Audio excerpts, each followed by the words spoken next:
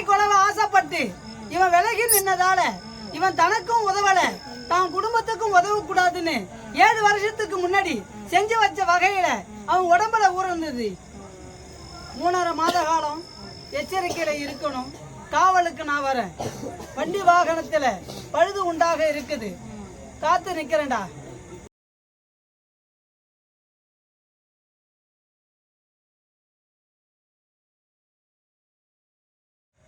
கருப்புக்கு சொந்தக்காரன் உச்சியில ஏற வேண்டாம். அசுத்த பேதம் இல்ல, தெய்வத்துக்கு வலுவானவன்.